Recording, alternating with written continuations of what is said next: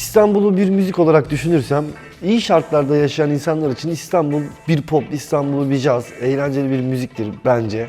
Ama bizim gibi emekçiler, bizim gibi alt kesimde insanları düşünürsek İstanbul benim için bir arabesktir diye düşünüyorum.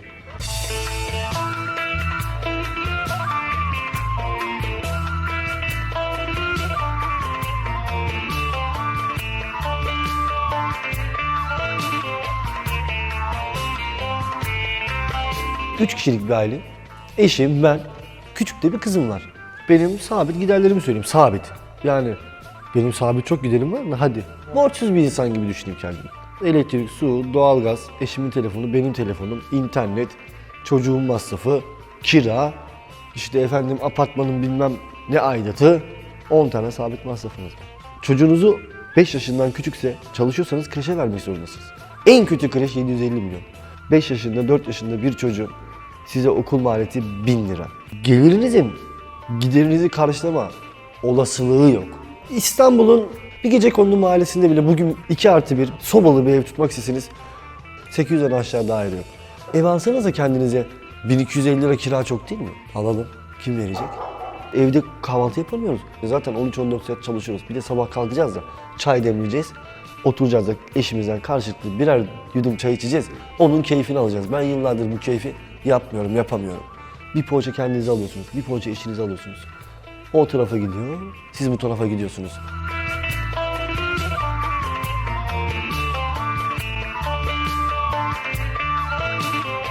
İstanbul'da ulaşım çok zor. 3 kişi yola çıktık. Kızımızı gezdireceğiz. Zaten kendimizi eğlendirmek gibi bir beklentimiz yok. Ufacık çocuğumdan tıkış tıkış arabalara bineceğim. Yola çıkacağım. Masrafından geçtim. İlk önce manevi zarar göreceğimi biliyorum. Maddi ikinci planda, maddiyata geleceğim. Oradan birisi çıkacak da abi siz binin isterseniz, çocuk var ya sizde, biz sonra bineriz diyecek. Bize ilk önce yol verecek. Yol vermezse zaten günümüzün bir saati durakta geçti. Bakın İstanbul'un trafiğini çekmemek için en az trafik olan bölgesini seçtim özellikle. Öyle tasarladım, öyle yorumladım kendimi. Ama bir saate geliyorsunuz, 40 tane durakta duruyorsunuz. 2 ekmek tüketiyoruz günde, 3 kişilik aile. 5 ekmek parası yol parası veriyorum. Çok fazla. Ya diyorsunuz, gidelim de bir anamı ziyaret edeyim, bir babamı göreyim, bir abimi göreyim diyorsunuz. Ya abim oturuyor Beylikdüzü'nde, annem oturuyor Hadımköy'de. Kalkacağım da ben Sarıyer'den otobüste, minibüste Hadımköy'e gideceğim, elini öpeceğim. Gitsem olmaz, gitmesem hiç olmaz. Sorsanız aynı şehirde yaşıyoruz. Yani neredesiniz? İstanbul'dayız. Artık sevdiklerimizi ya düğünde görüyoruz ya cenazede görebiliyoruz. İstanbul'da yaşamanın bir bedeli var.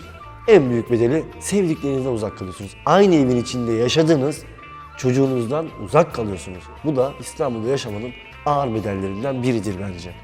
İstanbul'u taşı toprağı altında gelen elindekini avucundakini kaybeder ama dönecek bir yeri var. O adam geldiği yere gidebilir. Ama bizim gibi çekirdekten İstanbul'da doğup büyüdüysen ve bir şeyleri de yapamadıysan, beceremediysen, yoluna koyamadıysan gidecek köyün de yok, bağın da yok.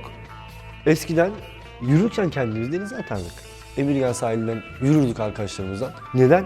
Çünkü o baktığınız zaman denizin altını görüyordunuz. Eskisi gibi İstanbul'da temiz deniz de yok. Denizden babam çıksa yerim diye bir kelime var ya, denizden balık bile çıkmıyor artık. Gireceğim, çıktığım zaman acaba buram mı kaşınacak, buram mı yara oldu, burama mı alerji yaptı diye düşünüyorsunuz. Sonra dönelim akşam hastane, doktor arayalım. İstanbul'un plajlarında da aynı şey var. Biz eskiden suyu musluktan içerdik yani. Su bu yani. Şimdi İstanbul'da suyu musluktan içemiyorsun. Musluktan su içmek zorunda kalıyorum. Mecbur içiyorum. En son Taksim'e bir sene önce ticari takside müşteri götürdüm. O da sadece Taksim'den geçtim. Bırakın Taksim'e 5 senedir İstiklal Caddesi'ne adım atmıyorum, ayak basmadım. Biz de Taksim'e çıkıp İstiklal'de gezecek para nerede? Parayı geçtim. Ya gidersem bir şey olur, bir bomba patlar, başıma bir iş gelirse diye korkuyorsun. Her an başınıza her şey gelebilir. Ne olacağını bilmiyorsunuz. Vapura binmeyeli 10 sene olmuştur. Vapur bize sevdaydı. Biz doğum günü partilerinde vapurda kutlardık. Vapura binmek bile artık sorun. İstanbul parası olan insanlar için yaşanılabilir bir şehir. Onlar için bir bedel yok İstanbul'da yaşamak. Belki trafik, çok parası varsa o da sorun değil ya. Uçarak gidiyorlar abiler. Tamam madem bu kadar borcunu ödemiyorsun, madem İstanbul'da yaşamak bu kadar zor, madem İstanbul'da yaşamanın bedeli bu kadar ağır, git o zaman köyünde yaşa kardeşim diyeceksiniz. Tamam gidelim. Gittiğimiz köyümüze Kimse beni tanımaz. Yol bilmem. İz bilmem. Oraya nasıl bir ayak uyduracağım? Nasıl bir performans sağlayacağım da? Nasıl kendimi oraya adapte edeceğim de orada bir iş kuracağım, para kazanacağım ki? Zaten onu köyümüze gidebilecek imkanımız olsa İstanbul iyi şartlarda olurdu. Oraya gitmenin de bir bedeli var. İstanbul'un taşı toprağı altını bırak bronz bile değil abi. Yalan abi.